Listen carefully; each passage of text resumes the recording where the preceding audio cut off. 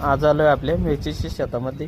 तर आज काही काम नव्हतं त्याच्यामुळं, तर आज म्हटलं चला नवीन काहीतरी बघू. तर बघितलं तर मिरचीमध्ये खूप फिरलो, तर माझ्या लक्षात आलं आहे की आपल्या शेतामध्ये एक वेगळंच कांड झालं आहे. ते म्हणजे कसं, एकाच जागी 2 झाडे लावलेली आहे मिरचीची, आणि एक पूर्णपणे व्हायरसने खराब झालेले आहे, आणि एक 100% क्वालिटी बात चांगलं आहे, म्हणजे त्याला व्हायरसचा काहीच असर नाही. तर तुम्ही बघू शकता आपल्या शेतामधल्या मिरचीमध्ये हे बघा, इथं 2 झाडं आहे, आणि हे बघा 2 खोडे, आणि एकाला व्हायरस आहे आणि एकाला काहीच नाही. एकाला कुकडनं पोलिओ आलाय काही कळेच ना, पोलिओ घुसलाय का कोरोना घुसलाय याच्यामध्ये काय समजना. आणि हे दुसरं जर बघितलं ना, तर हे बघा तुम्ही दुसरं किती स्टँडर्ड आहे डायरेक्ट.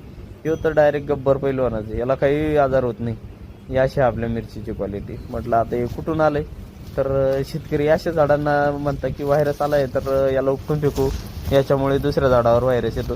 तसं काही होत नाही. एकापासून दुसऱ्या झाडावर काही